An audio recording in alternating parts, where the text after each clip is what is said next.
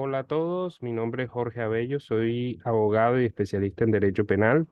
En esta ocasión quiero hablarles sobre la relación entre la psicología y el derecho penal. Voy a permitir hacerme una pequeña presentación.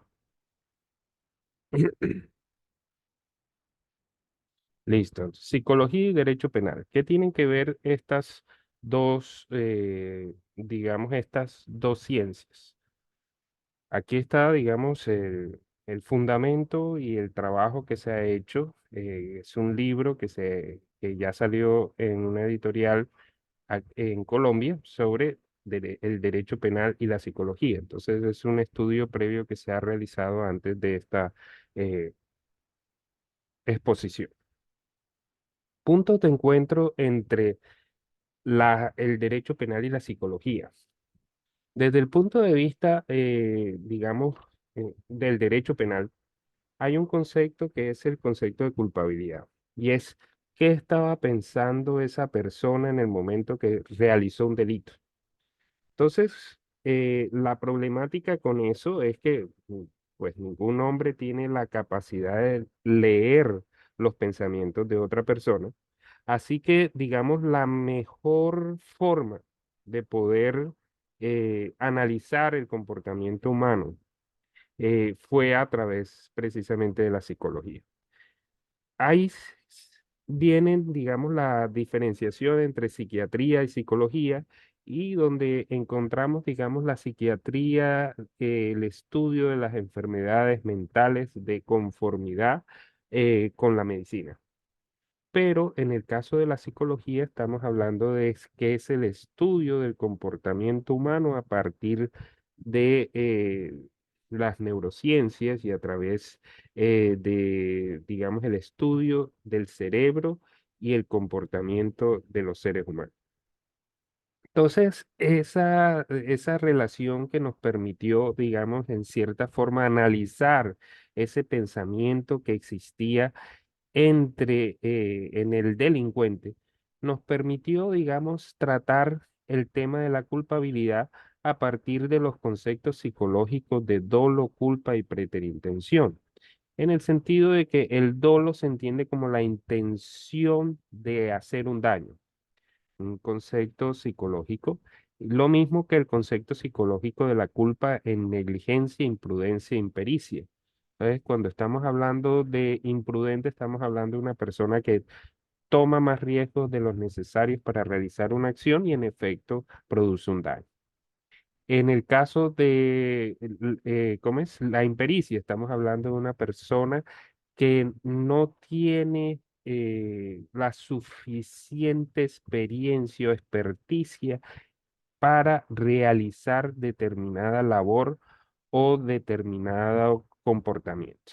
Entonces, un imperito es una persona que apenas está aprendiendo a manejar y obviamente ahí viene la problemática en el sentido de que puede chocarse en virtud de esa falta de experiencia.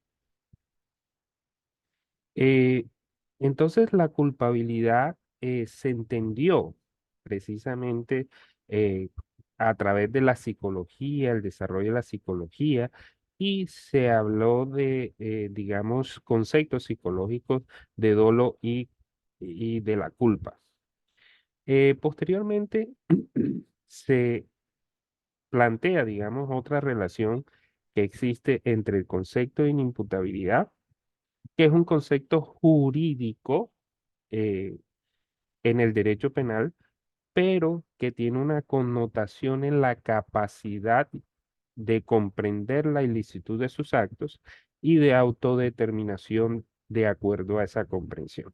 Entonces tiene un elemento cognitivo y un elemento volitivo, y así entonces se analiza desde el punto de vista psicológico si una persona en determinado momento, cuando realizó un delito, tenía alguna anomalía psicológica o psiquiátrica que le pudiese evitar la comprensión de lo que estaba realizando o de autodeterminarse con base en esa comprensión.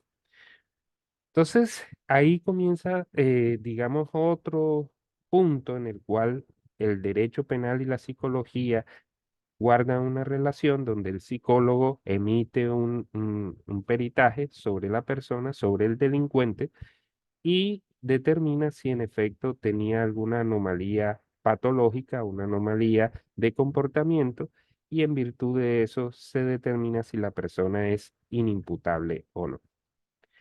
La escuela positivista italiana fue, digamos, una escuela fundada por Ferri, Garofalo, Lombroso, donde se planteaba en efecto la relación que existe entre la psicología y el derecho penal, pero al mismo tiempo entre la psiquiatría y el derecho penal, la medicina y el derecho penal y la sociología y el derecho penal. Fueron los grandes fundadores como tal del estudio de la criminología, donde se estudia al delincuente, a la víctima, al control social y se estudia al delito como un fenómeno social. Entonces, estos personajes cambiaron la concepción del derecho penal de una concepción de un concepto abstracto y un naturalista eh, de los derechos eh, y de los delitos como conceptos abstractos, y comenzaron a establecer una diferencia planteando que el delincuente es un enfermo y que el delincuente hay que curarlo. Ya no es si realizaste tal delito, te coloco una pena eh, para retribuirte ese o para, digamos, garantizar justicia. Aquí lo que estamos hablando es que el delincuente, en virtud de sus patologías, realizó un acto contrario y la sociedad tiene el derecho de defenderse frente a ese delincuente, pero ese delincuente debe ser tratado en virtud de que como es un enfermo, debe ser curado y devuelto a la sociedad ya totalmente curado. Entonces fue un planteamiento interesante donde se hizo un derecho penal a partir de otras ciencias, pero al mismo tiempo permitió, desafortunadamente, concepciones racistas del derecho, en virtud de que catalogaban morfológicamente cuáles eran las características físicas de un delincuente nato, y en virtud de eso comenzaron, digamos, a plantear temas morfológicos que terminó en un derecho racista que le permitió a los regímenes nazi y fascista de Mussolini comenzar a hacer segregaciones sociales en virtud de racismo. Entonces, esa escuela positivista permitió entonces plantear que habían personas que eran delincuentes natos, personas con perfiles delincuenciales que había que tratar, y también se presentó el tema de la defensa social antes de que el delincuente realizara cualquier tipo de delito. Entonces, ahí se planteó la situación en la cual, digamos, se crearon medidas penales antes de que el delincuente delinquiera para prevenir y proteger, digamos, a la sociedad. Entonces, se pasaron, digamos, a un extremo bárbaro en el entendido de que eh, reaccionaban penalmente a personas que todavía no habían ni siquiera cometido delitos.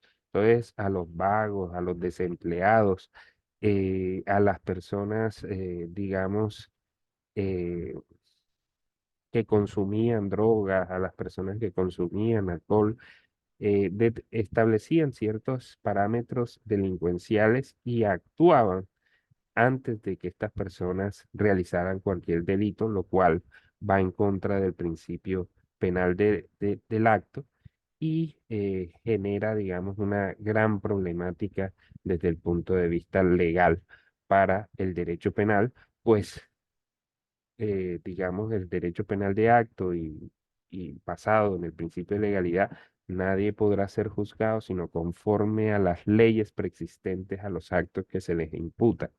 Y en virtud de eso es importante que la persona haya realizado un acto que contraríe alguna norma penal para efectos de ser procesado y condenado posteriormente desde el punto de vista penal. Entonces, ahí está el tema de los planteamientos de la escuela positivista italiana, que aún sigue sobreviviendo en algunas situaciones, como por ejemplo en la detención preventiva, donde se plantea que la peligrosidad del delincuente amerita una medida de seguridad, perdón, una medida de aseguramiento antes de ser condenado, en virtud de la peligrosidad del individuo. Eso era planteamientos desde el punto de vista positivista. Eh, el tratamiento para el delincuente, precisamente, digamos, los psicólogos plantean un tratamiento para el delincuente eh, una vez condenado y una vez esté en la cárcel, para efectos de tratar su personalidad, mejorar su disposición frente a la comunidad y evitar el peligro que puede generar, digamos, un delincuente, digamos, que pueda crear delitos, por ejemplo, delitos sexuales, delitos de extorsión, todos los delitos graves y de violencia que pueden ser tratados a través de la psicología para mejorar precisamente el estado del delincuente. Estos son los puntos de encuentro entre el derecho penal y la psicología.